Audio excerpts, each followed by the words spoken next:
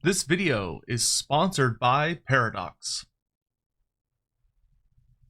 Hello everyone, Loremaster of Sotek here, and I've been thinking lately. One of the things that's just so fantastic and why I love Warhammer as much as I do is the idea of building your own story. Being able to take all of the tales and novels and short stories we all love and theorize about what could happen, Lordbeards, or building some bizarre new story with your own unique flair thrown in. Yet that ultimately requires a sandbox far more freeing than the ones I or many of us who are Warhammer fans especially normally get to play in. Like, imagine if you could build the Lizardmen, but instead of being led by, say, the Slann, you are led by a giant dragon lord that worships a serpent god, just like Sotek, but with more of a desert theme. Or if you could conjure up Ushoran or Nagash as some sort of terrible elder vampire to lead a race of cannibal undead to drag down an entire realm into the eternal quiet of death for all. Well, imagine no longer. If you haven't had the pleasure to be made aware of it yet, I'd love to introduce you to the marvelous world of Age of Wonders 4. The lovely folks over at Paradox asked if I would be interested in a sponsored video to tell y'all about how things have been going in the game since it released. So, I rolled up my sleeves and delved in to grab some footage and experience for myself how things are going. Only to realize I had played nonstop for 8 hours, and the sun was rising, and I had completely destroyed my sleep schedule that I had tried so hard to get back on track. Whoops. In case you haven't ever heard of this genuinely fantastic game, allow me to give you a quick overview. Age of Wonders 4 is a 4X strategy game that offers so much customization that it's frankly terrifying.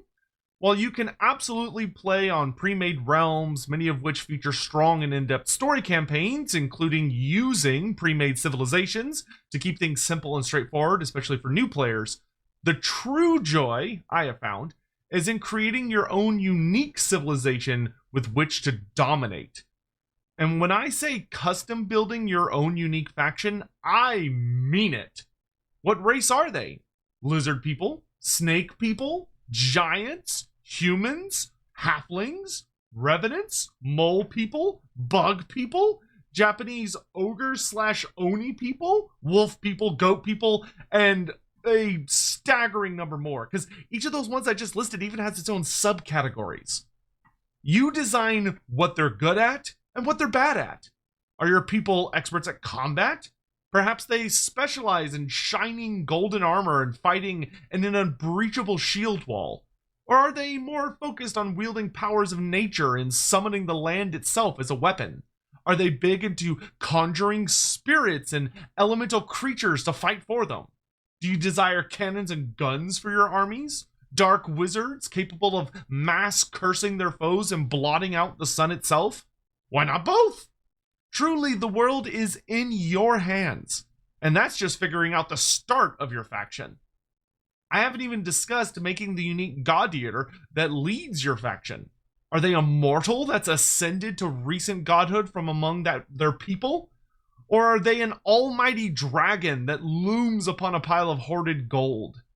You could be represented by a foul elder vampire or an unspeakable eldritch abomination from beyond the stars. Not to mention, you can customize the skill trees, the appearance, the item loadout of them all, plus so much more. You get to determine your alignment. Are you a faction that embraces concepts that we would consider evil, more about raiding, pillaging, murdering, betraying, backstabbing? Do you delve into darker power so long as it makes you stronger?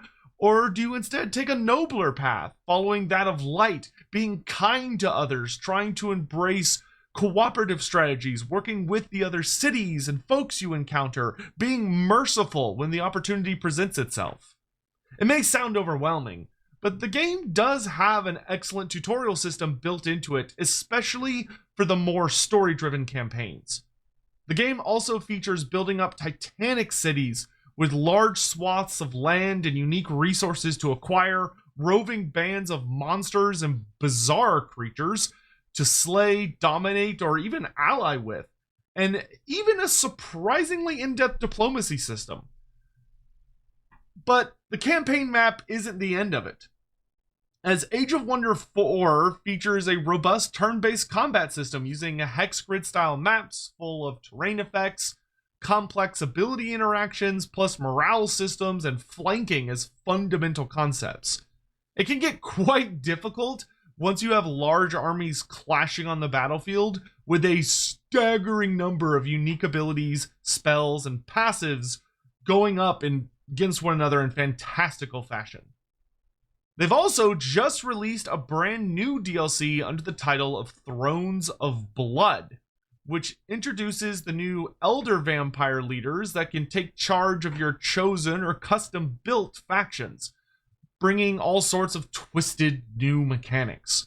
Though you can defy your bloodthirsty nature and be the most noble, heroic vampire seen this side of the mortal realms, if you're so inclined.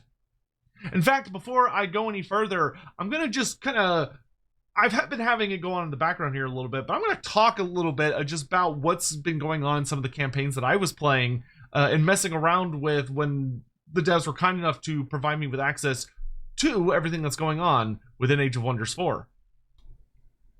For my first campaign, back to the game after a hot minute, I delved in hard with a powerful spell sword dragon lord. And one of the first things I saw on the campaign map was some lost ghost roaming around my territory, so I decided to talk to him and see what the deal was. He asked me to take his banner or something, which would apparently offer me considerable power, so of course I agreed. Only for there to be an immediate follow-up event asking how I would deal with said banner trying to drain my life force. In my arrogance, I tried to banish the specters attached to it so I could have all of the good side and none of the bad side, and was grossly outnumbered. It did not go well. But I rebuilt and focused my efforts on pleasing the almighty, totally not so-tech Dune Serpent god that my totally not Lizardman people followed with fervor, building a great temple in their honor. Eventually, this led to me collecting enough power and units to have my revenge, and finally banish those miserable ghosts from my domain in a great, glorious vengeance arc. My more neutral-leaning Dragon Lord then turned his attention to the wider realms, seeing all the delightful treasures I would soon acquire to increase my gold hoard and spread the divine sands of the Dune Serpent. I could sit here for another 50 minutes, knowing me, rambling about how my Elder Vampire campaign went, or how my Dwarf campaign went, or how this other campaign went. No, I didn't finish these. I was just kind of messing around and getting a bit into them. But I don't want to spoil things. At the end of the day, you should go in as blind as you can and just see what waits for you. If any of this sounds interesting, why not go check out the game right now? For free!